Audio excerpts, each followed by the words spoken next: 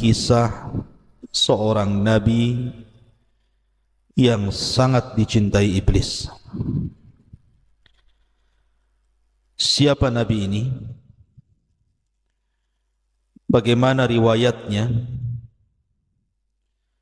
Kenapa pula iblis suka dengan seorang nabi? Padahal iblis adalah musuhnya para nabi. Ma'asyiral muslimin yang dimuliakan Allah Subhanahu wa taala, sebagaimana yang sering kita dengar bahwa iblis adalah makhluk yang terlaknat yang Allah Subhanahu wa taala ciptakan sebelum Allah menciptakan manusia, bahkan menempati bumi sebelum manusia menempati bumi. Dan Allah Subhanahu wa taala ciptakan dari api, bahkan sebelum iblis dilaknat oleh Allah Subhanahu wa taala, dia termasuk makhluk yang sangat dimuliakan, bahkan hidup di alam para malaikat. Akan tetapi ketika Allah Subhanahu wa taala menciptakan Adam dari tanah, kemudian meniupkan ruh langsung oleh Allah Azza wa Jalla, dan Allah perintahkan para malaikat untuk sujud, tetapi iblis enggan sujud, bahkan sombong, bahkan tidak mentaati perintah Allah. Dari sini Allah Subhanahu wa taala laknat iblis sampai kiamat. Ma'asyiral muslimin yang dimuliakan Allah Azza wa Jalla, maka sebab laknat Allah kepada iblis inilah, maka permusuhan iblis kepada Bani Adam akan terus sampai kiamat dan akan berusaha untuk menyesatkan mereka. Akan tapi ada satu kisah yang disebutkan dalam beberapa literatur sirah dari Abdullah bin Umar radhiyallahu anhuma. Dia mengatakan, laqiya iblisu Musa. Suatu ketika iblis ini berjumpa dengan Nabi Allah Musa alaihi salatu wassalam. Faqala, dan mengatakan, ya Musa, anta alladhi istafaka Allahu birisalati wa kallamaka takliman. Kemudian, wahai Musa, sesungguhnya Allah telah memilihmu dengan risalahnya, dan ia telah mengajak bicara denganmu dengan pembicaraan, artinya Musa adalah kalimullah. Kemudian dia mengatakan, wa ana uridu an atuba fashfa'li ila rabbi. Saya sebenarnya, wahai Musa, ingin bertobat, kata iblis. Bisa enggak kau berikan syafaat kepadaku agar Rabbku mengampuni diriku sehingga semua dosa-dosaku diampuninya? Maka Musa alaihi salatu wasallam mengatakan, na'am, ya. Maka Musa pun kemudian menghadap Allah. Fada'a Musa rabbahu, maka Musa pun memohon kepada Allah atas permintaan iblis itu. Maka di lain waktu iblis datang lagi kepada Musa dan mengatakan, ya Musa, wahai Musa, sudahkah kau sampaikan hajatku kepada Allah? Maka Musa mengatakan, ya, aku sudah sampaikan hajatmu kepada Allah. Kalau engkau ingin diampuni dosa-dosamu, kata Musa, maka Allah Subhanahu wa ta'ala qad amarta an tasjuda li qabri Adam. syaratnya sujud kau ke kuburan Nabi Adam. Wa yutabu alaika, itu syarat Allah akan mengampuni dosa-dosamu. Ketika mendengar bahwa syarat diterima tobatnya harus sujud di kuburan Adam, fastakbara wa ghadib, tiba-tiba dia sombong dan murka dan mengatakan, lam asjud lahu hayyan fa kaifa asjud lahu mayitan. Wahai Musa, aku tidak pernah sujud kepada Adam di waktu Adam hidup, bagaimana pula aku sujud kepada Adam ketika Adam sudah mati? Mustahil bagiku. Kemudian iblis mengatakan, ya Musa, innalaka alayya haqqan bima syafa'ta li ila rabbik. Wahai Musa, sekarang aku memiliki hutang kebaikan kepadamu, hutang budi kepadamu, karena engkau sudah berusaha untuk menjembataniku untuk bertobat kepada Rabbmu. Fadkurni, maka ingatlah aku, kata Musa, kata iblis, inda thalathin, pada 3 perkara.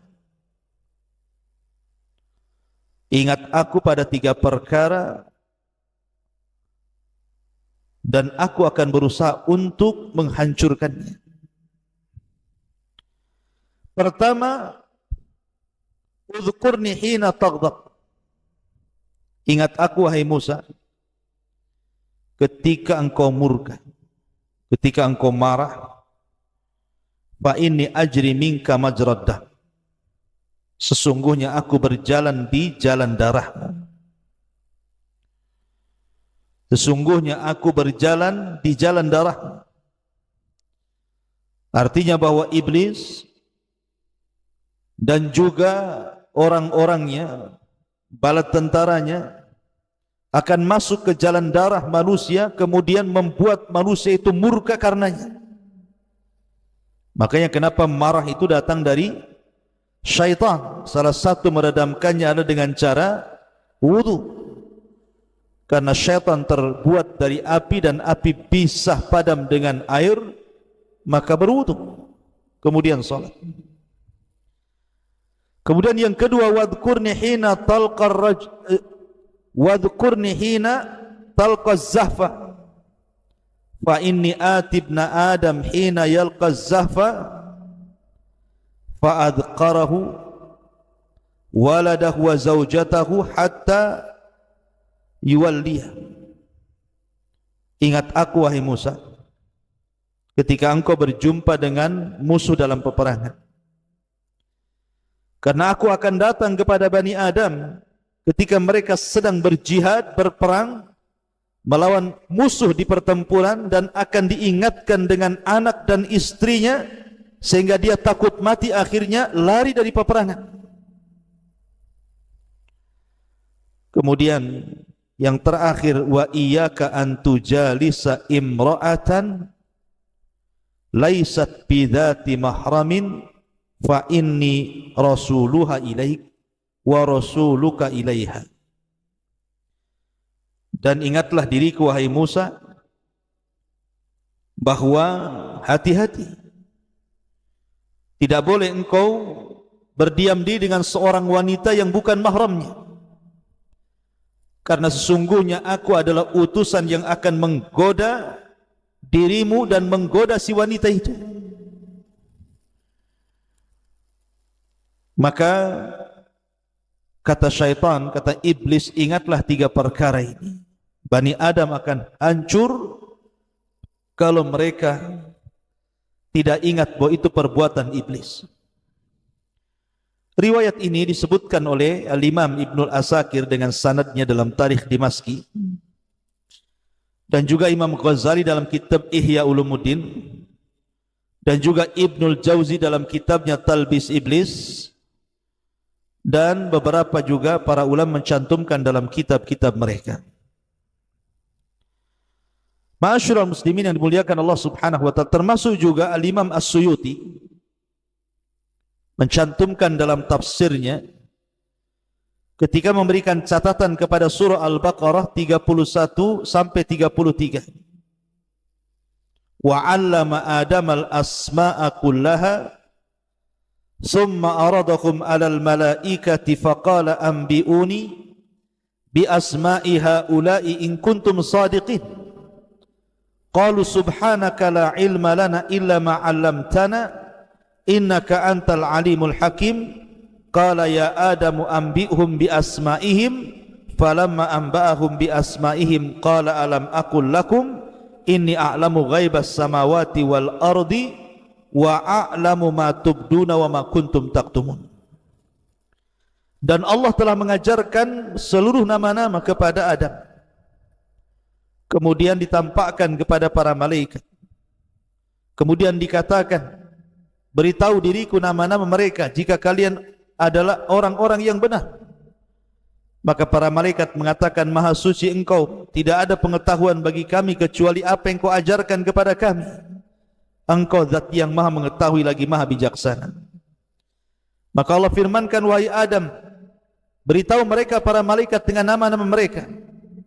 Maka tatkala Adam beritahu mereka para malaikat dengan nama-nama mereka, maka Allah subhanahu wa ta'ala katakan, bukankah sudah kukatakan kepada kalian, sesungguhnya aku mengetahui kegaiban langit dan bumi, dan aku mengetahui apa yang tampak dan apa yang kalian sembunyikan. Al-Imam Asy-Syuyuti dalam kitab Ad-Durar Nusur, ketika memberikan catatan kepada ayat ini, beliau membawakan sebuah riwayat daripada Imam Ibnu Akhrajahu Ibnu Abi Dunya, dikeluarkan oleh Ibnu Abi Dunya dalam Makayidus Syaitan dari Abdullah ibn Umar radhiyallahu anhuma. Riwayat yang kurang lebih dengan riwayat yang saya baca di atas. Jadi iblis itu suka dengan Nabi Musa alaihi salatu wassalam, karena Musa itu memang nabi yang dekat dengan Allah Azza wa Jalla dan suka berdialog. Maka disematkan kepada Musa kalimat Kalimur Rahman, nabi yang suka berdialog dengan Allah.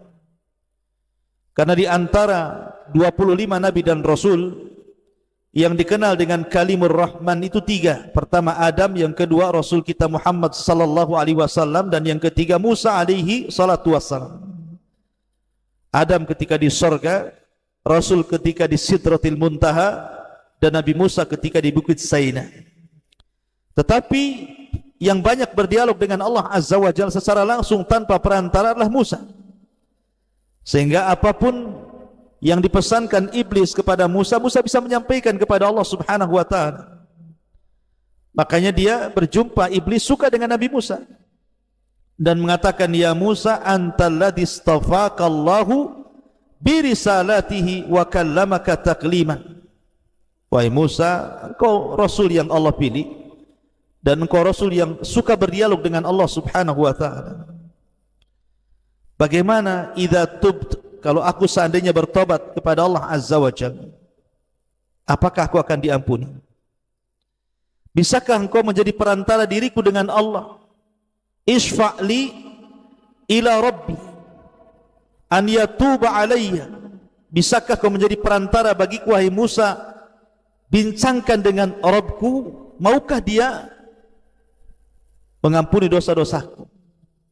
Artinya iblis di sini kepengen sekali bertobat sebenarnya. Maka kenapa iblis itu menangis apabila melihat seseorang itu sujud? Dan dia pun mengatakan, Allah perintahkan aku untuk sujud, aku pun tidak sujud, sementara hamba ini perintahkan sujud, dia sujud. Makanya suatu saat di masa Nabi Musa, iblis ini ingin bertobat kepada Allah Azza wa Jalla, dan dia minta kepada Musa sebagai perantaranya. Maka Musa pun fada'a Musa Rabbah, meminta dan berdoa kepada Allah Subhanahu wa ta'ala, menyampaikan permohonan iblis itu. Kemudian setelah Musa menyampaikan keinginan iblis, maka iblis datang kepada Musa, ya Musa qad qadaita hajataka. Wahai Musa, sudahkah engkau melaksanakan hajatmu? Kemudian falaqiya Musa iblis. Maka Musa pun berjumpa dengan iblis dan mengatakan, ya iblis, qad amarta an tasjuda li qabri Adam wa yutabu alaika. Aku sudah sampaikan perkaramu kepada Allah. Allah hanya minta syarat kepadamu, sujud ke kuburan Adam. Nanti Allah akan ampuni dosamu. Maka mendengar disuruh sujud kepada kuburan Adam, ghadib, murka langsung iblis itu, enggak terima. Maka dia mengatakan, lima asjud lahu hayyan asjudu lahu mayyitan. Kenapa aku harus sujud kepada Adam di waktu dia hidup, sekarang kau pula suruh aku sujud di waktu dia mati? Waktu Adam hidup saja aku enggak mau sujud, sekarang dia sudah mati kau perintahkan aku sujud? Oh tidak, aku tidak mau. Maka iblis mengatakan, ya Musa, annalaka alayya haqqan bima syafa'ta li ila rabbik. Wahai Musa, ada 3 perkara yang harus kamu ketahui sebagai imbalan bahwa engkau sudah berusaha untuk menjembatani diriku dengan Rabbku. Maka kemudian iblis pun menyebutkan 3 perkara tadi yang saya ulang. Pertama, ingat iblis ketika marah, bahwa marah itu berasal dari syaitan. Yang kedua, mengingatkan soal peperangan, bahwa lari dari peperangan itu adalah perbuatan iblis. Kemudian yang ketiga, seorang laki-laki yang berduaan dengan wanita yang bukan mahram, maka itu pun perbuatan iblis. Makanya Nabi SAW bersabda, la yakhluwanna rajulun bimra'ati illa wa thalithuhuma syaitan. Tidak boleh seorang wanita dan laki-laki berdua-duaan dan dua-duanya bukan mahram kecuali yang ketiganya syaitan. Ma'asyiral muslimin yang dimuliakan Allah Azza wa Jalla, inilah 2 riwayat yang disebutkan para ulama bahwa iblis itu menyukai Musa karena memang Musa bisa menjembatani dia dengan Allah Subhanahu wa ta'ala. Tapi ketika Allah sudah berikan putusan, dia bisa menerima tobat iblis dengan syarat menghilangkan kesombongannya untuk sujud kepada Adam, tetapi kesombongannya tidak mau hilang. Ma'asyiral muslimin yang dimuliakan Allah Azza wa Jalla, akan tetapi tentang 2 riwayat ini, Syekh Albani rahimahullahu ta'ala menganggap bahwa 2 riwayat ini lemah.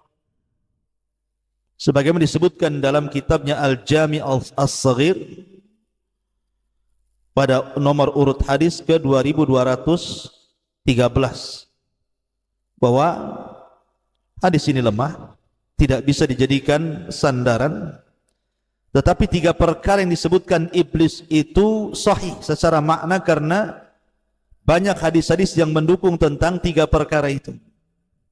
Pertama, soal marah. Nabi SAW bersabda ketika seorang datang kepada Rasul minta diwasiati, dinasihati, diminta wejangan kepada Rasul, dan Rasul mengatakan la taghdab, la taghdab, la taghdab, faraddada miraran la taghdab.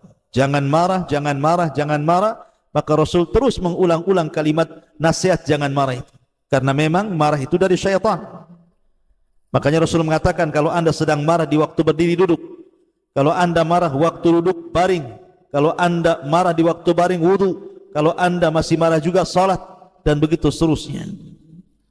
Kemudian juga termasuk orang yang lari dari peperangan. Al-Imam Al-Zahabi rahimahullah ta'ala menyebutnya salah satu minal kabair, dosa dari dosa-dosa besar seseorang lari dari peperangan. Kemudian juga seseorang berkhalwah, riwayat-riwayatnya sahih. Tapi yang jelas bahwa walaupun demikian, maka iblis tetaplah iblis, makhluk yang sudah dilaknat Allah Subhanahu wa ta'ala, dan akan senantiasa menggoda kita. Oleh karena itulah hati-hatilah dari tipu daya iblis, karena iblis akan menggoda kita ini selangkah demi selangkah, setahap demi setahap. Mulai daripada yang berat, mengajak kita kesyirikan, menyembah selain Allah Azza wa Jalla. Kalau tidak bisa turun tensinya ke bawah, mengajak kita menentang Nabi dan Rasulnya dan menentang ajarannya. Kalau tidak bisa, maka turun ke bawah mengajak kita untuk melakukan dosa-dosa besar. Kalau tidak, maka terus ke bawah, disuruhnya kita untuk melakukan dosa-dosa kecil. Kalau tidak bisa terus ke bawah, disuruhnya kita melakukan hal-hal yang tidak ada faedahnya, sehingga kita disibukkan dengan perkara-perkara yang tidak ada manfaatnya, sampai akhirnya kita terlena dengan godaannya. Makanya Allah mengatakan, wala tattabi'u khutuwati syaitan, jangan kalian mengikuti langkah-langkah syaitan, karena syaitan itu aduun mubin, musuhmu yang paling nyata. Kata Allah Subhanahu wa ta'ala, aku telah menciptakan hamba-hambaku dalam kondisi lurus, mentauhidkan Allah Subhanahu wa ta'ala. Tetapi datang syaitan kepada mereka, kemudian menyesatkan mereka. Bahkan dalam sebuah hadis dari Abi Sa'id Al-Khudri radhiyallahu an dengan sanad yang hasan, Iblis pernah mengatakan, ya Rabbi, bi'izzatika la abrahu aghwi ibadaka ma damat arwahuhum fi ajsadihim. Ya Rabb, demi kemuliaan, saya akan terus menyesatkan hamba-hambaku, hamba-hambamu selama ruh-ruh mereka berada di jasad-jasad mereka.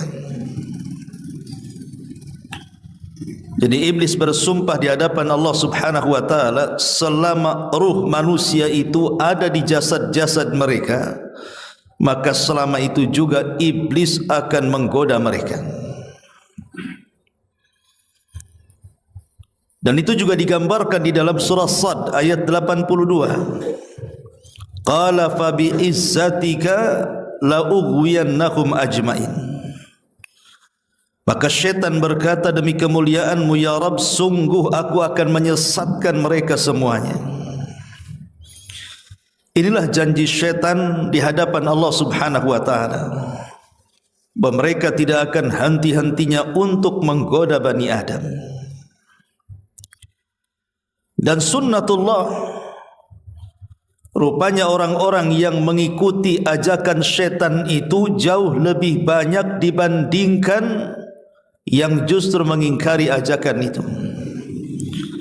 Karena di banyak ayat Allah Subhanahu wa ta'ala mengatakan, wala tajidu aktsarahum syakirin, dan engkau tidak akan dapat kebanyakan mereka bersyukur kepadamu ya Rabb. Artinya kebanyakan manusia itu kufur. Berarti janji iblis di hadapan Allah itu menjadi sebuah kenyataan dan keberhasilan bagi iblis. Buktinya kebanyakan manusia banyak yang mengikuti iblis dibandingkan yang menolaknya. Ma'asyiral muslimin yang dimuliakan Allah Subhanahu wa ta'ala, ada sebuah ayat di dalam Al-Quranul Karim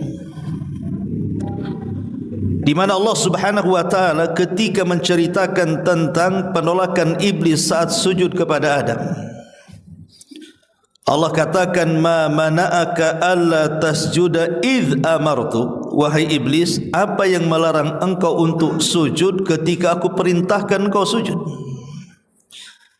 Qala, maka iblis mengatakan, ana khairum minhu khalaqtani min narin wa khalaqtahu min tin. Kata iblis, karena aku lebih baik dibandingkan Adam, kau ciptakan aku dari api sementara kau ciptakan Adam dari tanah. Kenapa iblis mengatakan seperti itu? Karena iblis hendak mengkiaskan dirinya dengan para malaikat, di mana api itu lebih dekat kepada cahaya dibandingkan tanah dengan cahaya. Jadi seolah-olah iblis itu, saya bagian dari para malaikat. Kau ciptakan Adam dari tanah, akulah kau ciptakan dari api. Api dengan cahaya itu mirip-mirip, tapi tanah dengan cahaya kan jauh, tidak ada mirip-miripnya. Padahal kalau kita berlogika, Okeylah engkau mengatakan bahawa engkau lebih mirip dengan para malaikat. Lah malaikat yang tercipta dari cahaya saja mereka sujud, kau pula yang tercipta dari api tak mau sujud. Kan begitu logikanya. Tapi itulah iblis, hendak membangkang perintah Allah Subhanahu wa taala. Makanya Allah Subhanahu wa taala akhirnya mengusir iblis dan mengatakan qala fahbit minha fama yakunu laka an tatakabbara fiha fakhruj innaka minas saghirin. Allah berfirman, turunlah engkau dari sorga, engkau tidak layak sombong, maka keluarlah karena engkau termasuk makhluk yang dihinakan, kata Allah. Maka iblis mengatakan qala anzirni ila yaumi yub'atsun. Ya Allah, kalau begitu tangguhkan umurku sampai hari kau bangkitkan kiamat. Maka Allah mengatakan innaka minal munzarin. Ya, engkau termasuk orang yang ditangguhkan. Dari sini iblis mulai bersumpah di hadapan Allah. Apa sumpahnya? Qala fabima aghwaytani la aqudanna lahum siratakal mustaqim thumma la'atiyannahum min bayni aydihim wa min khalfihim wa an aymanihim wa an syama'ilihim wa la tajidu aktsarahum syakirin. Maka iblis mengatakan di hadapan Allah, karena engkau sudah menyesatkan aku. Lihat bahasa lancangnya iblis, dia yang sesat, Allah yang disalahkan. Karena engkau yang sudah menyesatkan aku akan sesatkan mereka, Adam dan turunannya, dari jalanmu yang lurus. Kemudian aku akan datang kepada mereka dari arah depan mereka, dari arah belakang mereka, dari samping kanan mereka, dari samping kiri mereka, dan engkau tidak akan mendapatkan kebanyakan mereka bersyukur kepadamu. Surah Al-A'raf ayat 12 sampai 15. Perhatikan ayat ini. Ma'asyiral muslimin yang dimuliakan Allah Subhanahu wa taala, ayat ini menjelaskan kepada kita tentang upaya iblis dan bala tentaranya untuk menggoda Bani Adam dari 4 arah angin, dari depan, dari belakang, dari samping kanan dan samping kiri. Itulah iblis berusaha untuk menggoda kita dari semua arah. Abdullah ibn Abbas radhiyallahu anhuma ketika memberikan catatan kepada ayat ini, beliau mentafsirkan maksudnya ketika iblis mengatakan thumma la'atiyannahum min baini aydihim, dan sungguh aku akan datang kepada Bani Adam dari arah depan mereka. Maksudnya dari depan itu syaitan hendak memberikan keraguan-raguan kepada manusia tentang akhirat manusia. Adapun kata-kata wa min khalfihim, dan dari belakang mereka, setan hendak menanamkan kepada manusia rasa cinta manusia dengan dunia. Wa an aymanihim, adapun dari arah kanan mereka, setan hendak memberikan syubhat terhadap perkara agama mereka. Wa an syama'ilihim, dan dari sebelah kiri mereka, setan hendak menanamkan syahwat di antara Bani Adam. Inilah 4 jalur yang akan ditempuh oleh setan untuk menggoda kita. Yang pertama dari depan, yang kedua dari belakang, yang ketiga dari kanan, yang keempat dari kiri. Adapun dari depan maksudnya manusia akan dihapuskan tatapannya ke masa depan. Manusia itu punya masa depan setelah kematian. Apa itu? Kehidupan akhirat yang kekal.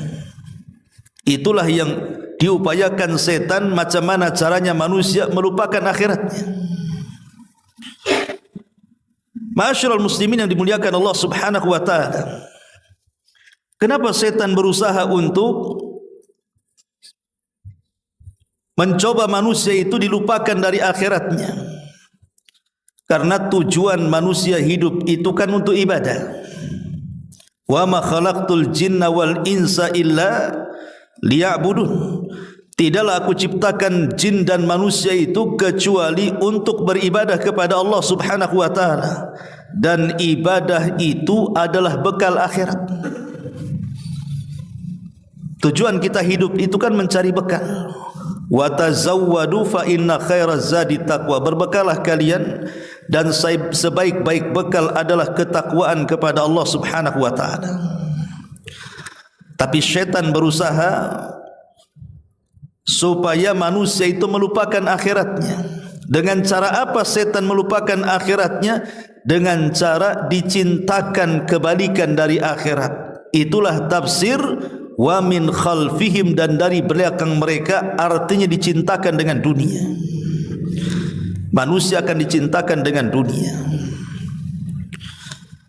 Abdullah bin Abbas radhiyallahu anhuma mengatakan, Nabi sallallahu alaihi wasallam bersabda, "Lau kana libni Adam wadiyani min malin labtagha thalithan wa la yamla'u jawfa ibni Adam illa turab wa yatubullahu ala man tab."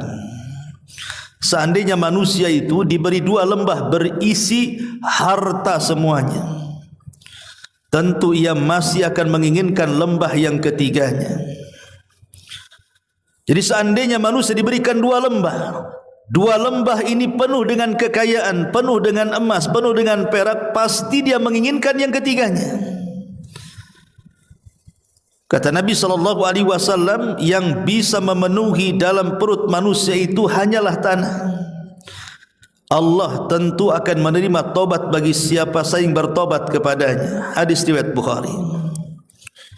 Inilah yang ditanamkan syaitan kepada manusia, dilupakan dengan akhirat, dicintakan dengan dunia. Padahal Nabi SAW sudah mengatakan dalam sebuah hadis, ta'isa abdu dinar wa ta'isa abdu dirham wa ta'isa abdul qatifati wal khamisah. Celakalah hamba-hamba dinar, hamba-hamba dirham, hamba-hamba pakaian, dan hamba-hamba model. Karena ketika seseorang menghambakan dirinya kepada benda-benda, kepada harta-harta, maka dipastikan dia melupakan akhiratnya. Makanya Allah mengatakan, alhaakumut takatsur hatta zurtumul maqabir. Telah melalaikan mereka, artinya berlomba-lomba mereka dari dunia kepada Allah Subhanahu wa taala sampai kuburan menelannya. Al-Imam Ibnu Qayyim atau Imam Ibnu Katsir rahimahullahu taala berkata, anta limalin idza amsaktahu fa idza anfaqtahu fal malu laka. Anta limalin idza amsaktahu, engkau akan menjadi budak harta jika harta kau tahan. Tetapi jika kau infakkan harta tersebut, maka barulah dia menjadi milikmu. Kata Imam Ibnu Katsir rahimahullahu taala, engkau akan menjadi budak harta jika engkau menahan harta. Akan tetapi jika engkau menginfakkannya, maka harta tersebut barulah menjadi hambamu. Ma'asyiral muslimin yang dimuliakan Allah Subhanahu wa taala, Nabi sallallahu alaihi wasallam mengatakan, likulli ummatin fitnah, setiap umat ini punya fitnahnya sendiri. Tapi kata Nabi SAW, wa fitnatu ummatil mal, tetapi fitnah umatku adalah harta. Kenapa fitnah umatku harta? Karena dengan harta kekayaan dunia ini, ikhwatu fiddin, baik berupa benda, baik berupa pangkat, baik berupa jabatan, baik berupa kenikmatan yang lainnya, yang menjadikan manusia satu dengan yang lainnya bermusuhan. Itulah fitnahnya di situ. Makanya Nabi SAW sampai mengatakan, ma dhi'bani ja'iani ursila fi ghanamin bi afsadalaha min hirsil mar'i alal mali wasyarafi lidini. Tidaklah dua serigala lapar yang menghampiri seekor kambing lebih berbahaya baginya dari ambisi seseorang kepada harta dan kedudukan dalam agamanya.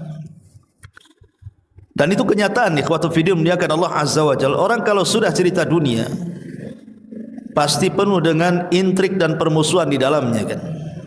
Pasti akan sikat, sikut, injak, bawah, sindul atas dan begitu seterusnya. Dan saya menyaksikan itu. Ya. Bahkan sesama ikhwan yang sudah hijrah katanya, saya menyaksikan bagaimana hasadnya sesama mereka ketika bicara soal usaha. Saya menyaksikan sendiri bagaimana mereka itu subhanallah, itu kalau sudah memburuk-burukan usaha kawannya yang sama usahanya dengan dia itu, sudah hilang tuh ngajinya. Nah selama ini dia hadir di majlis taklim, mendengarkan kajian sunnah, mendengarkan Quran dan begitu seterusnya, di mana ilmunya? Itulah memang kekuatan dunia, ikhwatu fiddin, bisa melupakan akhirat, bisa disikut kawannya.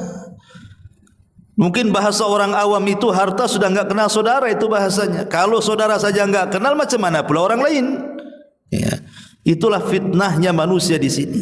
Kalau sudah cerita harta benda atau dunia ini, maka mereka lebih rakus dibandingkan serigala yang lapar di hadapan kambing yang tinggal makan. Ma'asyiral muslimin yang dimuliakan Allah Subhanahu wa taala, bahkan sampai merusak akidahnya kan. Kalau perlu ke dukun kan begitu. Dunia ini bisa merusak akidah. Terkadang mereka tanggalkan akidah mereka, akhirnya percaya dengan tangkal-tangkal, dengan jimat-jimat, dengan dukun ini dan itu. Kalau dia datang ke dukun kemudian berhasil usahanya, dia puja-puji dukun itu. Wah, itu dukun bagus itu. Itu dukun bagus, mantranya bagus, buktinya saya berhasil. Akhirnya kawannya rame-rame datang kepada dukun itu, ngajak sesat pula yang lainnya. Tapi kalau dukunnya ndak sakti, dia celah dasar dukun kampret katanya. Itu dukun palsu, itu ndak jelas itu. Ya. Jadi kehidupan dunia ini bisa ditanggalkan semuanya. Akidah hilang, perkawanan hilang, semua jadi hilang. Itulah yang dikehendaki setan. Dia berusaha melupakan manusia dari akhiratnya, kemudian mencintakan manusia dari dunianya. La atiyannahum min baini aidihim wa min khalfihim. Aku akan datang kepada mereka dari arah depan dengan cara melupakan akhiratnya, dan aku akan datang dari mereka dari arah belakang mereka dengan cara mencintakan dunianya. Karena cinta dunia ini melemahkan ibadahnya. Terlampau banyak orang yang sibuk dengan harta, lupa dengan ibadahnya, lupa dengan salatnya, lupa dengan zakatnya, lupa dengan puasanya, lupa dengan ibadah hajinya, dan begitu seterusnya.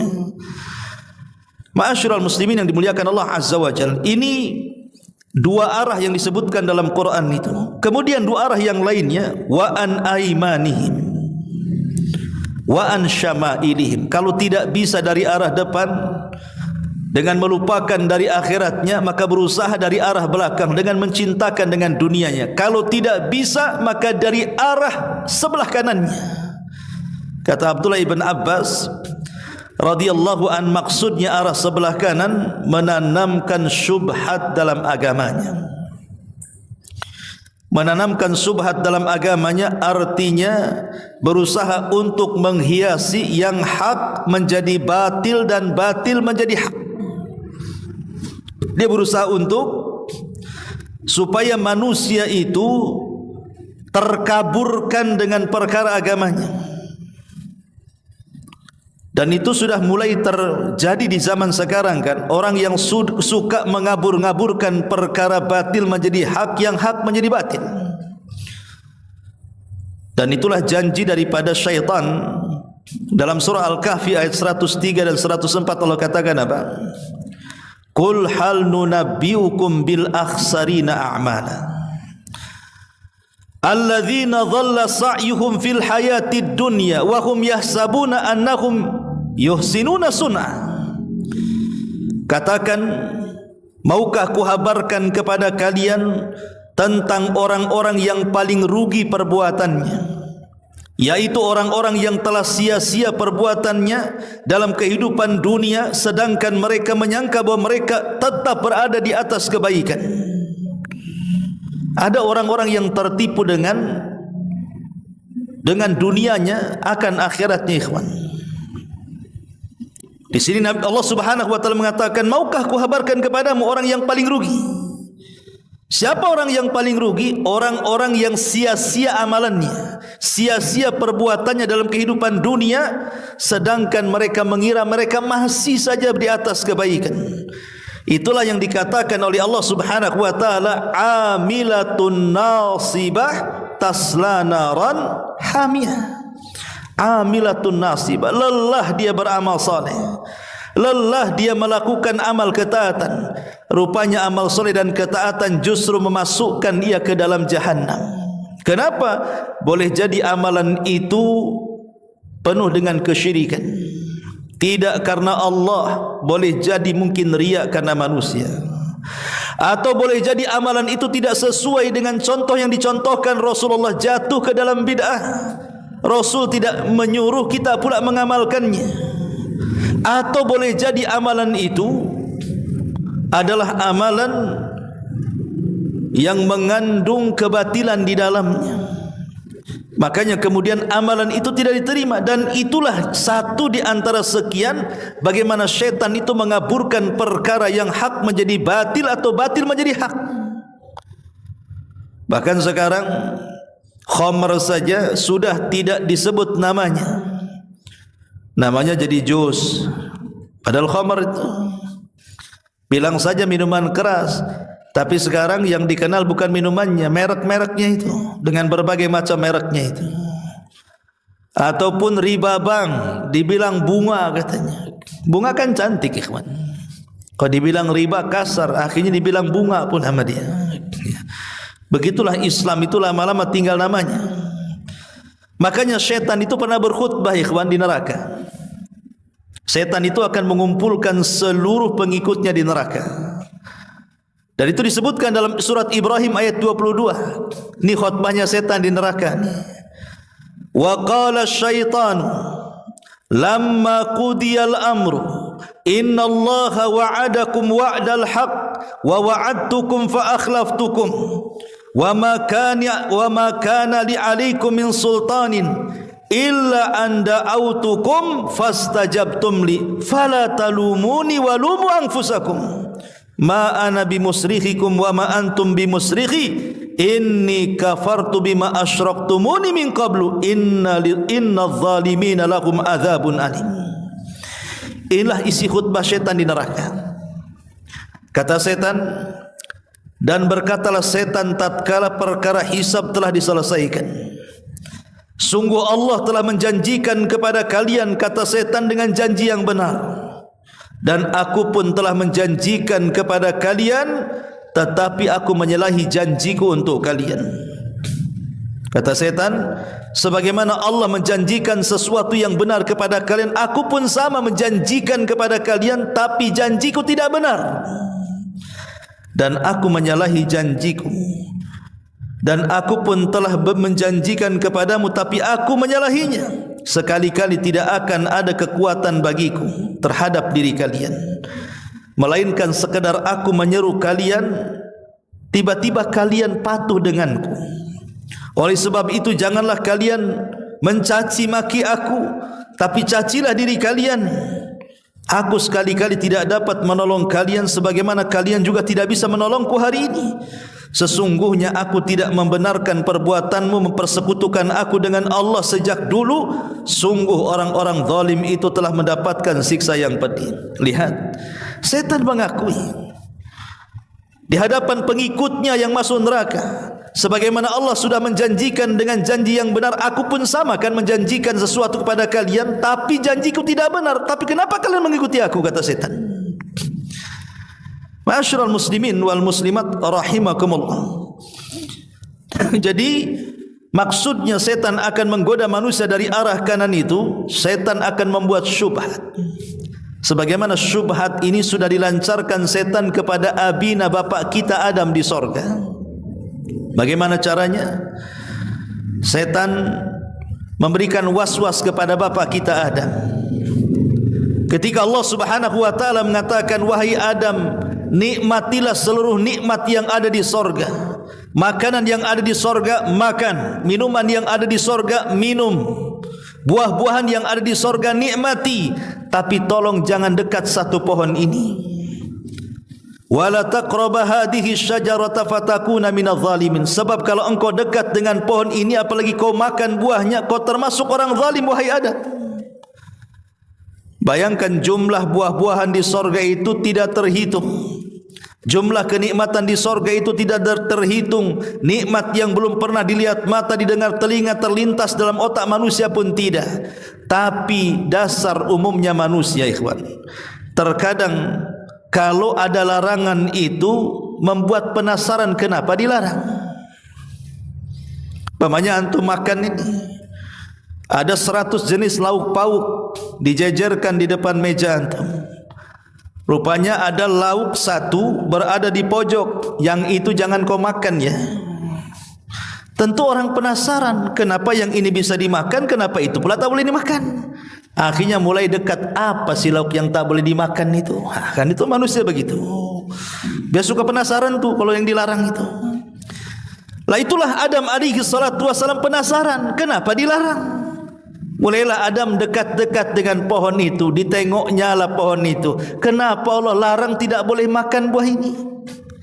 Disitulah setan masuk, memberikan was-was, memberikan alasan, kemudian bersumpah seolah-olah sumpahnya itu meyakinkan kepada Adam kenapa pohon itu tidak boleh dimakan. Kata iblis, illa antakuna malakaini au takuna minal khalidin. Kenapa Allah Subhanahu wa taala melarang memakan buah itu, wahai Adam? Karena kalau kau makan, kau jadi malaikat nantinya, atau engkau akan kekal di sorga nantinya. Oh, maksudnya itu, kata Adam. Kenapa Adam percaya dengan iblis? Padahal iblis ini sedang berbual. Karena iblis membumbui bualannya dengan sumpah. Wa qasamahuma inni lakuma laminan nasihin. Aku bersumpah untuk kalian berdua, kata iblis, saya ini orang yang akan memberikan nasihat. Karena biasanya dusta itu akan jadi benar kalau dibumbui dengan sumpah tuh biasanya. Lihat orang pasar itu, yang suka sumpah-sumpah itu, dikit-dikit wallahi katanya. Aneh, atau ya biasanya yang banyak sumpah wallahi wallahi itu kan orang pasar tuh. Wallahi katanya, ini sudah murah katanya, padahal mahal kan itu. Wallahi dari sana saja saya enggak dapat untungnya, padahal banyak untungnya tuh. Nah itu kan orang-orang kayak gini, hati-hati ya. Itulah iblis namanya. Dia membumbui sumpah untuk kebualannya. Ya Adam berpikir ini alam para malaikat, ini alam sorga. Tidak mungkin ada orang makhluk bersumpah untuk kedustaan. Dan sebelumnya tidak ada orang bersumpah untuk kedustaan. Ya yakin saja kemudian Adam dengan bujuk rayu iblis itu, akhirnya dia memakan buah larangan. Lihat bagaimana setan itu menghiasi yang hak menjadi batil, yang batil menjadi hak. Begitulah setan berusaha untuk menggoda Bani Adam dari sebelah kanannya, kemudian yang terakhir dari sebelah kirinya. Kata para ulama, seperti Abdullah bin Abbas mengatakan, maksudnya selain daripada syubhat, maka setan akan menggoda manusia dari arah syahwat. Dari arah syahwat. Ma'asyiral muslimin yang dimuliakan Allah Subhanahu wa taala, makanya Allah Subhanahu wa taala berfirman di banyak ayatnya dalam Al-Qur'an, bagaimana syaitan ini berusaha untuk mengajak manusia supaya mengikuti syahwatnya. Allah berfirman di dalam Al-Qur'anul Karim, "Dhaharal fasadu fil barri wal bahri bima kasabat aydin nas liyudhikahum ba'dalladhi amilu la'allakum yarji'un." Ar-Rum ayat 41 Allah mengatakan tampaknya kerusakan di lautan dan di daratan itu karena ulah tangan manusia. Begini ikhwatu fiddin, muliakan Allah Subhanahu wa taala. Manusia di zaman sekarang lebih didekatkan dengan syahwat-syahwat yang tidak sadar manusia itu sedang terlena dengan syahwat itu. Contoh kecil adalah handphone lah yang ada di tangan kita. Handphone yang ada di tangan kita ini bagian alat untuk mengumbar syahwat, ikhwan. Dan lihat dampak orang yang mengikuti syahwat handphone ini. Coba, dulu belum ada handphone. Orang itu kan suka ngobrol, ikhwan. Karena nggak ada handphone kan, ya ngobrol, senyum, datang ke kawannya, silaturahim, dan begitu seterusnya. Sekarang adanya handphone, dah ada lagi tuh. Cukup WA saja. Itu pun seperlunya. Kadang-kadang salah kata tersinggung. Ingat pertama muncul WA gara-gara dikeluarkan dari grup, sakit hatinya sampai kiamat. Ya kan? Kan zaman dulu kan gara-gara handphone tuh. Dikeluarkan dari grup Facebook saja sakit hatinya itu 7 turunan tuh. Tapi sekarang udah biasa, dikeluarkan nggak apa-apa, gabung dengan ke grup lain kan itu. Ya. Tapi contoh juga, bagaimana ketika alat yang kecil ini merusak kita. Dulu kalau mau menghancurkan rumah tangga, datang ke dukun. Tolong dukun ceraikan tuh orang itu katanya. Sekarang tidak perlu datang ke dukun, beli handphone dengan paketnya saja. Ganggulah istrinya tuh dengan handphone. Itu bisa kacau rumah tangga orang. Kalah mantra dukun dengan mantra handphone itu. Jadi sekarang untuk merusak manusia itu mudah tuh dengan alat cerdas handphone itu. Dan rupanya manusia cenderung untuk itu. Dan itulah menuruti syahwat, akhirnya banyak kerusakan. Makanya Allah mengatakan kerusakan di daratan, di lautan itu karena ulah tangan kita. Dengan handphone yang kecil yang di tangan kita ini merusak segalanya. Lupa sholat, lupa kawan, bahkan lupa istri, lupa suami, lupa anak, lupa orang tua, semua dilupakan gara-gara handphone. Itu akibat mengikuti syahwat, ikhwan. Makanya Imam Ibnul Qayyim rahimahullahu ta'ala, beliau mengatakan di antara madarat syahwat itu, kata beliau, fa innaha ma antujiba alaman wa ukubatan. Orang yang mengikuti syahwat itu dia akan merasakan perasaan sakit dan juga ukubah. Ukubah itu artinya siksa. Pasti orang yang mengikuti syahwat satu hari akan merasakan sakit dan juga siksa dari Allah Subhanahu wa ta'ala. Lihat orang-orang yang menghabiskan kekayaannya untuk judi online, akhirnya kalah, sakit badannya, ya kan, stres, akhirnya banyak yang bunuh diri karena memperutkan hawa nafsunya kan. Orang yang berzina akhirnya terkena penyakit. Inilah kadang-kadang anehnya kita ini. Allah dan Rasulnya sudah memperingatkan, jangan berzina, jangan dekat-dekat zina, enggak peduli. Coba kalau dokter yang ngomong, jangan zina, ada penyakit di badan, 5 hari lagi mau mati. Kira-kira berhenti enggak dia berzina? Berhenti kalau dokter yang ngomong. Dokter enggak pakai dalil, ikhwan. Dokter loh kalau ngobati orang enggak pakai dalil. Ya. Tapi ucapannya kenapa bisa didengar? Padahal bisa saja dokter ngibul kan? Anggaplah dokternya ngibul. Berhenti kamu. Ini ada penyakit di badanmu. Kalau engkau terus lakukan maksiat itu nanti menjalar bisa mati kamu. Mungkin dia terfikir itu sepanjang masa tuh. Ya. Tapi kenapa kalau yang ngomong Allah, yang Rasulnya tidak didengar? Padahal sesuatu yang diperintahkan Allah itu pasti ada kebaikannya, sesuatu yang dilarang itu pasti ada madaratnya tuh. Ini yang pertama. Yang kedua, mengikuti hawa nafsu, kata Imam Ibnul Qayyim rahimahullahu ta'ala, imma an taqta'a ladzata akbar minha. Terkadang mengikuti hawa nafsu itu hakikatnya dia telah memutuskan kelezatan yang lebih besar dibandingkan kelezatan yang ia sedang nikmati. Contoh, Nabi SAW mengatakan, man syaribal khamra fid dunya lam yashrabhu fil akhirah. Siapa yang minum khamar di dunia, dia tidak akan minum khamar di akhirat. Padahal khamar di akhirat jauh lebih lezat dibandingkan khamar di dunia kan. Hilang tuh kenikmatan yang lebih besar daripada yang ia sedang nikmati di dunia karena mengikuti syahwatnya. Atau yang ketiga, kata Imam Ibnul Qayyim, an tudayyi waqtan idha'atahu husratan wa nadamatan. Akan hilang waktu-waktu yang harusnya bermanfaat dalam hidupnya sehingga akhirnya menjadi sebuah penyesalan yang tidak ada akhirnya.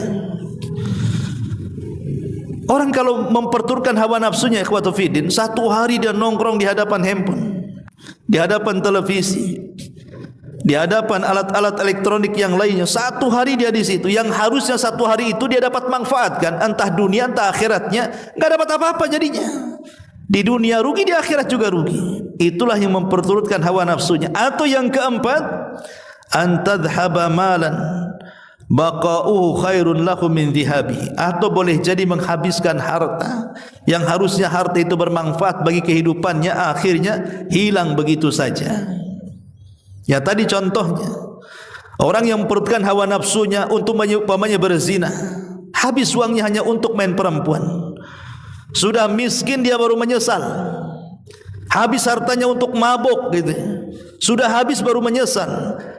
Apalagi kemudian muncul dengan berbagai macam penyakit, dengan kelemahan dalam badannya. Saya kenal orang yang sudah taubatlah, usianya sudah tua, banyak penyakit di badannya. Rupanya vonis dokter karena dulunya dia pemain narkoba.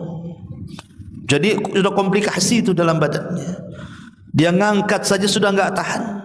Ngangkat barang, ya, dia pernah jadi tukang juga tempat saya itu, ngangkat semen padahal pakai gerobak. Itu kayak lari 10 kilo ngos-ngosan. Udah enggak tahan, lemes badannya. Padahal usianya ya seumaran juga gitu. Jadi rupanya setelah ditanya, kenapa kamu seperti ini? Kok ini aja enggak bisa ngangkat? Cemana mau kerja? Ya. Dia bilang, dia cerita masa lalunya. Itulah dulu saya suka mabok, narkoba, perempuan, akhirnya banyak penyakit di badan. Akan menyesal akhirnya ikhwatu fiddin. Ya. Ma'asyiral muslimin yang dimuliakan Allah Azza wa, atau yang kata Imam Ghazali yang selanjutnya, antasluba ni'matan baqa'uha aladh min qada'i syahwati. Atau bisa mencabut kenikmatan yang harusnya nikmat itu tetap bisa dinikmati tapi menjadi hilang karena hapus dengan syahwat yang diperturutkannya. Atau antun si'a ilman dzakarahu aladza min naili syahwa, atau menghilangkan ilmu pengetahuan. Ma'asyiral muslimin yang dimuliakan Allah Subhanahu wa taala, jangankan antum lah, terkadang saya juga bila melihat berita di YouTube itu, entah apa, entah kebakaran apa gitu kan, kadang-kadang keasikan itu nyambung-nyambung tuh. Yang harusnya saya persiapan nih nanti malam mau ngaji nih, keasikan akhirnya mau 1 jam juga nonton itu kan. Lah itu saya rasakan tuh, akhirnya yang harusnya persiapan terlena dengan nonton YouTube, padahal mendengar berita tuh. Apalagi orang yang dengar sinetron yang bersambung-sambung itu, drakor itu, wah itu sudah. Sampai akhirnya istri ketika saking banyak memandang drakor itu, drakor itu kan pemainnya ganteng-ganteng, ikhwan, putih-putih. Tengok suaminya hitam, tiba-tiba ditengok dengan handphonenya, kok beda suaminya, beda. Subhanallah. Atau sebaliknya kan gitu. Tengok mungkin suaminya sinetron, cantik-cantik dalam sinetron itu, iya kan yang dipilih yang cantik-cantik, yang ramping-ramping kan itu ya, yang model-model. Tengok istri kok kayak gini kan itu. Akhirnya hilanglah syahwat di antara keduanya ikhwatu fiddin. Itu madaratnya memperturutkan hawa nafsu itu. Ma'asyiral muslimin yang dimuliakan Allah Azza wa Jalla, inilah cara setan mengganggu anak Adam. Dari depan dengan melupakan akan akhirat, dari belakang dengan menanamkan kecintaan kepada dunia, dari arah kanan dengan cara menanamkan syubhat, dari arah kiri dengan cara menanamkan syahwat. Makanya Nabi SAW senantiasa berdoa kepada Allah Subhanahu wa taala. Dan dalam doanya Nabi SAW meminta kepada Allah agar dihilangkan dari gangguan setan dari 4 arah itu. Contoh umpamanya doa yang diajarkan Nabi SAW. Apa kata Nabi SAW? Allahumma inni as'alukal huda wat tuqa wal afafa wal ghina.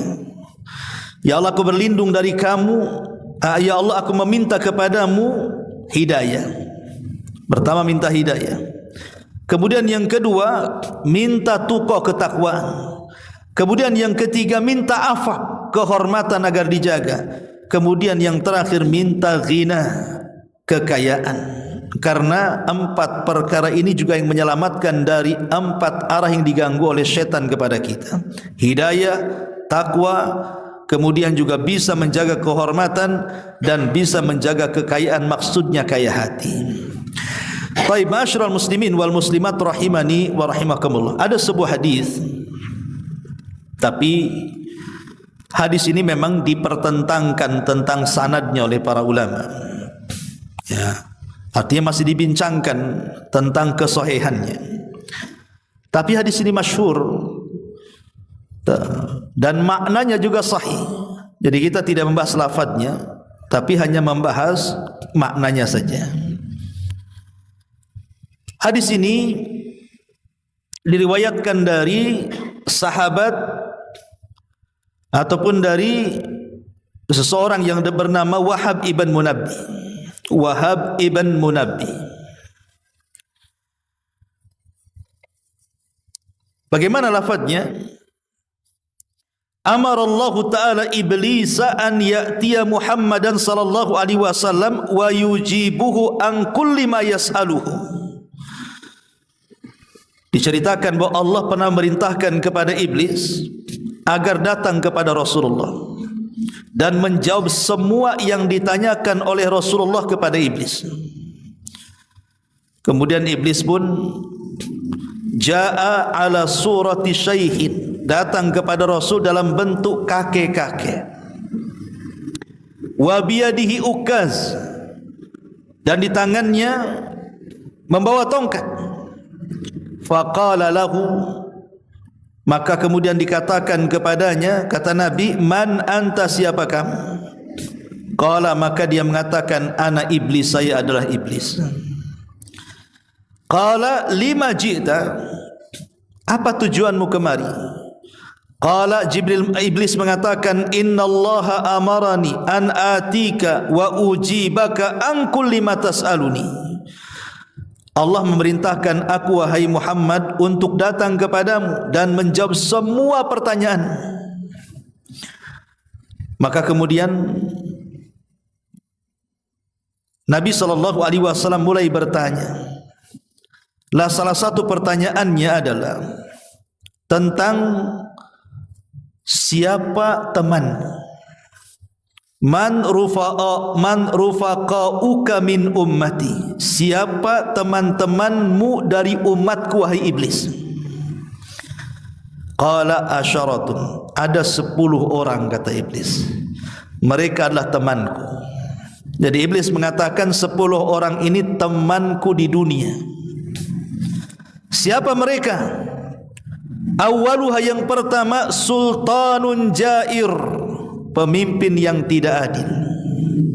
Wathani, dan yang kedua, ghaniyun mustakbir, orang kaya yang sombong. Wathalis, dan yang ketiga, tajirun khain, pedagang yang tidak jujur. Warabi, dan yang keempat, syaribul khamri, peminum minuman yang memabukkan. Wal khamis, dan yang kelima, al-qattat, tukang fitnah, tukang mengadu domba. Wasadis, dan yang keenam, sahibuz zina, seorang pezina. Wasabi, dan yang ketujuh, akilu malil yatim, pemakan harta anak yatim. Wasamin, yang nomor 8, al-mutahawin bis salah, orang yang meremehkan salat. Watasi, dan yang ke-9, mani'uz zakat, orang yang tidak mau bayar zakat. Dan yang ke-10, alladhi yutilul amalu, orang-orang yang terlampau panjang angan-angannya. Kata iblis, 10 orang inilah temanku, katanya.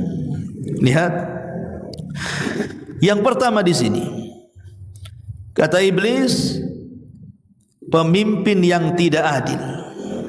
Sultanun jair, pemimpin yang jahat, pemimpin yang zalim. Ma'asyiral muslimin yang dimuliakan Allah Subhanahu wa taala, para pemimpin-pemimpin yang tidak adil, atau istilah pemimpin-pemimpin yang zalim, kenapa dikatakan atau oleh syaitan dikatakan bahwa ini adalah teman dia di dunia?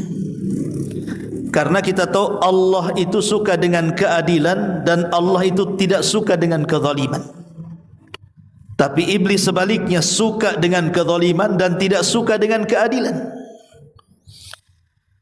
Makanya kemudian iblis akan masuk dalam bab hukum. Bagaimana manusia itu jauh daripada hukum Allah dan Rasulnya dan menegakkan hukum syaitan dan hawa nafsunya. Nabi SAW di zamannya ada seorang wanita dari Bani Mahzum mencuri. Dan wanita ini sampai pencuriannya ke Nabi SAW. Ingat, sebuah kriminal kalau sudah sampai di tangan penguasa hakim maka tidak bisa dibatalkan, harus ditegakkan hukum. Itulah syariat Islam. Kalau belum sampai ke hakim bolehlah dia tobat, tapi kalau sudah ditangani hakim maka tidak bisa lagi untuk diberhentikan, harus terus kasusnya diselesaikan. Jadi karena yang mencuri ini wanita anak bangsawan, kabilahnya keberatan. Jangan, dia anak kepala suku kami. Gimana caranya yang melobi Nabi SAW supaya jangan ditegakkan hukum potong tangan itu. Akhirnya kemudian mereka pun melobi-lobi, tapi tidak bisa dilobi. Terakhir mereka datang kepada orang yang dekat dengan Nabi, namanya Usamah ibn Zaid. Maka Usamah ibn Zaid datang kepada Rasul, melobi Rasul supaya diringankan hukumannya, minimalnya jangan dipotong tangannya. Tapi Nabi malah marah di hadapan Usamah dan mengatakan, atashfa'u fi haddin min hududillah, apakah engkau meminta bantuan dalam perkara had, ketentuan dan keputusan yang Allah sudah putuskan? Tidak bisa. Kemudian Nabi SAW ketika itu berkhutbah di hadapan para sahabat dan mengatakan, innama halakal ladzina min qablikum innahum atau annahum kanu idza saraka fihimus syarif tarakuhu wa idza saraka fihimudh dhaif aqamu alaihi alhaq wa imullah law anna Fatimah binta Muhammadin sarakat laqata'tu yadaha. Maka Rasul berceramah di hadapan para sahabat dan mengatakan, wahai para sahabatku, hancurnya umat sebelum kalian. Kalau ada orang kaya, kalau ada pejabat, mereka mencuri, maka mereka hapuskan hukumannya. Tapi kalau orang lemah yang mencuri, maka mereka segerakan penanganan hukumnya. Itulah yang bahasa yang kita sering mendengar, tajam ke bawah, tumpul ke atas. Kalau yang mencuri itu orang-orang lemah, lapor ke polisi, ya kadang-kadang ada oknum polisi itu yang tidak mau menangani kan, nggak ada duitnya katanya. Coba kalau pejabat yang melapor belum 24 jam sudah ditangani, sudah ketangkap pula pelakunya tuh. Itu yang terjadi hukum di negara kita dan negara-negara yang lainnya kan. Lah setan itu suka dengan seperti ini. Dia menyebar ketidakadilan di tengah-tengah masyarakat. Maka siapapun penguasanya, siapapun pemegang hukumnya, mau hakimnya, mau jaksanya, mau siapapun, mau polisinya, mau tentaranya, ketika mereka zalim dan tidak menegakkan keadilan, mereka teman-teman syaitan. Ini yang pertama. Ya. Kemudian yang kedua, orang kaya lagi sombong. Dalam sebuah hadis Nabi SAW mengatakan, salasatun la yukallimuhumullahu yaumal qiyamah wa la yuzakkihim wa la yanzuru ilaihim wa lahum adzabun alim. Kata Rasul, ada 3 kelompok Allah tidak akan bicara dengan mereka pada hari kiamat. Allah tidak akan membersihkan mereka pada hari kiamat. Allah tidak akan memandang mereka pada hari kiamat, dan mereka dihadapkan dengan siksa yang pedih pada hari kiamat. Siapa mereka? Salah satunya adalah syaikhun zanin, orang tua rentak dia berzina, wa malikun kadzab, penguasa yang berdusta, wa ailun mustakbir, orang miskin sombong. Ma'asyiral muslimin yang dimuliakan Allah Subhanahu wa taala, orang kaya sombong itu sudah tercela, bahkan dosa besar sombong itu. Kenapa? Karena sombong itu adalah ridanya Allah. Sombong itu pakaiannya Allah. Kalau kita pakai pakaiannya Allah kepada kita, kebesaran. Karena sombong itu hanya Allah saja yang berhak, kita tidak boleh sombong. Bahkan kita harus kebalikan daripada sifat Allah, dari nama Allah Mutakabbir kita harusnya mutawadi, rendah diri. Lah orang yang kaya sombong itu tidak disukai Allah Subhanahu wa taala. Betapa banyak orang-orang kaya sombong ditenggelamkan seperti Qarun ataupun ditenggelamkan ke dalam dasar lautan seperti Fir'aun dan begitu seterusnya. Lah kalau orang kaya sombong saja Allah tidak suka, apalagi orang miskin sombong, makin tak suka lagi. Sebab orang kaya sombong masihlah ada orang punya alasan wajar dia kaya sombong. Karena ada duitnya, karena ada mobilnya, karena ada rumahnya yang megah. Ini sudah miskin sombong, apa yang mau dibanggakan katanya? Miskin kok sombong pula. Mau sombong gimana? Menyombongkan rumah tak ada rumah, menyombongkan kendaraan tak ada kendaraan, mau menyombongkan dengan uang tak ada uang.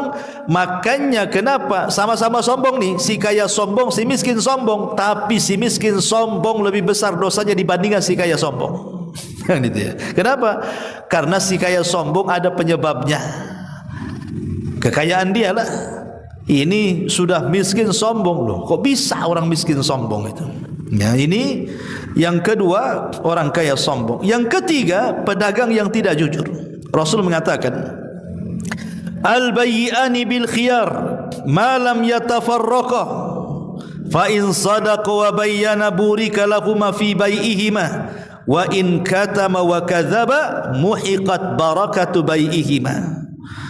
Dua orang yang melakukan jual beli boleh melakukan khiyar, pilihan untuk melangsungkan atau membatalkan selama keduanya belum berpisah.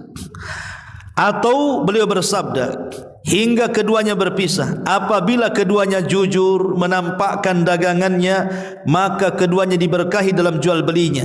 Namun apabila keduanya menyembunyikan dan berdusta dalam jual belinya, maka akan diangkat keberkahan jual belinya. Ingat bahwa pedagang yang tidak jujur itu mereka tidak akan berkah dagangannya. Walaupun nampak hasilnya banyak, tetapi tidak ada berkahnya, percuma. Kenapa? Karena adanya seperti tidak adanya. Itu barang yang tidak berkah itu seperti itu. Hartanya banyak tapi kok kayak hantu, enggak jelas penggunaannya. Seperti itu harta yang tidak berkah. Kemudian yang nomor 4, peminum khamar.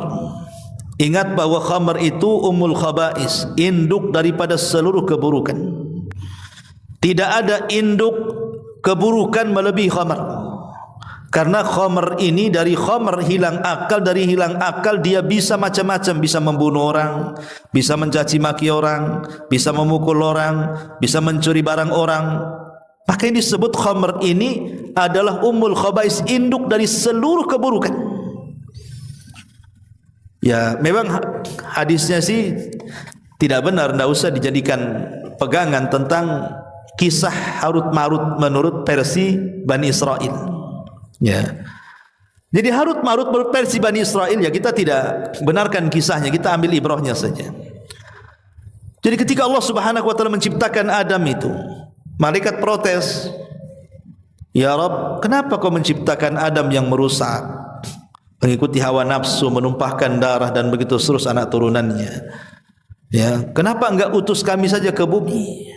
Maka Allah Subhanahu wa taala mengatakan, "Baik, kalau engkau layak di bumi, carikan malaikat yang paling baik di antara kalian." Akhirnya diutus sudah siapa? Harut dan Marut. Itu malaikat terbaik dari semua malaikat.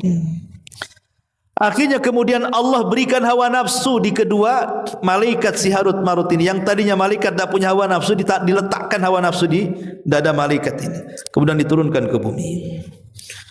Kemudian Allah uji dengan seorang wanita. Allah ciptakan wanita yang cantik sekali untuk menggoda Harut dan Marut. Kemarin dia belum ada hawa nafsu kan? Enggak tertarik. Sekarang sudah ada hawa nafsu, mulai tertarik. Kemudian menggoda perempuan itu, tapi perempuan itu tidak tergoda. Digoda lagi tidak tergoda, digoda lagi, akhirnya mau, tapi minta 3 syarat. Kau boleh berzina dengan aku tapi penuhi 3 syarat. Pertama, sekutukan Allah. Dia bawa berhala, sembah berhala ini. Kalau kau bisa menyembah berhala, aku mau berzina dengan engkau. Kata malaikat Harut Marut, tidak mungkin. Kami ini malaikat, tidak mungkin menyekutukan Allah, katanya. Yang lain saja, katanya. Akhirnya datangkan anak kecil. Kemudian diberikan pisau, bunuh anak kecil ini. Kalau kau berani membunuh anak kecil, kita siap berzina. Kata malaikat, tak mungkin malaikat bunuh orang, katanya. Ya. Akhirnya kemudian yang ketiga didatangkan khamar. Kalian mabuklah, katanya. Dipikirnya dua malaikat ini daripada syirik, daripada bunuh, bagus aku minum, katanya kan. Minumlah khamar ini. Setelah dia mabuk, lupa, tidak sadar, akhirnya ambil pisau, ditusuklah anak itu. Setelah ditusuk anak itu, akhirnya diambil berhalanya, disembah. Namanya orang mabuk. Akhirnya lengkap 3 paket maksiat itu dilaksanakan harut marut itu. Lihat, itulah khamar, bahayanya khamar. Kisah ini makdzub, tidak benar. Ya, tapi hikmahnya saja kita ambil bahwa khamar itu adalah induk daripada seluruh keburukan di situ. Ma'asyiral muslimin wal muslimat rahimani wa rahimakumullah. Kemudian juga tukang fitnah qattat. Qattat itu orang yang tukang adu domba, ikhwatul fiddin. Ya. Di masyarakat kita ini terlampau banyak orang-orang yang mencampuri urusan orang. Memanas-manasi urusan orang, mengkompori urusan orang, yaitu mungkin karena ada bab hasad di dalamnya, ada bab dengki di dalamnya, atau tidak suka dengan orang, akhirnya mengompori lawannya. Lah itu banyak terjadi, itu disebut qattat namanya. Qattat itu sama dengan namam. Rasul pernah satu hari lewat di sebuah kuburan. Rupanya ada 2 kuburan itu sedang disiksa dan Rasul dengar. Jadi mukjizat hanya Rasul yang tahu. Tiba-tiba Rasul mengambil pelepah kurma, kemudian dibelah 2. Kemudian salah satu belahannya diletakkan di atas kuburan satunya, dan satunya diletakkan di kuburan satunya. Sahabat bertanya, Rasul, kenapa kau lakukan? Maka Nabi SAW supaya sebelum pelepah kurma yang kubelah ini kering, bisalah meredamkan atau meringankan siksanya. Jadi sahabat mengatakan, emang disiksa apa keduanya? Kata Nabi SAW, adapun yang ini, kuburan yang sebelah sini, kata Rasul, itu disiksa gara-gara kalau kencing itu tak beres itu ceboknya tuh. Sama biasa super truk, super bus itu biasanya. Kadang-kadang berhenti di mana, bannya dikencingi, langsung diresleting tanpa dicebok, tanpa diistijmar dengan batu. Ya, kalau malas kan bisa lap-lapkan ke ban, kan bisa juga. Kan gitu. Kan ini kan orang kayak gini udah banyak ini. Lah ini gara-gara ini orang ini diazab kuburnya coba. Yang kedua namam. Ini kuburan satunya ini tukang adu domba nih. Dia jadi kompor itu, bukan 5 gas, 25 gas lagi. Yang buat orang marah, buat orang panas gitu. Lah ini qattat namanya. Kemudian juga yang ke-6 adalah sahibuz zina. Sahibuz zina, orang yang tukar zina. Allah Subhanahu wa taala berfirman, wala taqrabuz zina, jangan dekat-dekat zina, kata Allah. Innaha fahisyatun wa sa'a sabila, karena zina itu perbuatan keji dan paling buruk jalannya. Di dunia Allah hinakan, di alam kubur Allah siksakan, dan di akhirat Allah sediakan neraka untuk mereka. Jadi zina itu tidak ada baiknya sama sekali, ikhwatul fiddin. Ingat ketika Nabi SAW dalam peristiwa Isra Mi'raj, kemudian diperlihatkan azab neraka. Nabi SAW melihat ada kuali besar.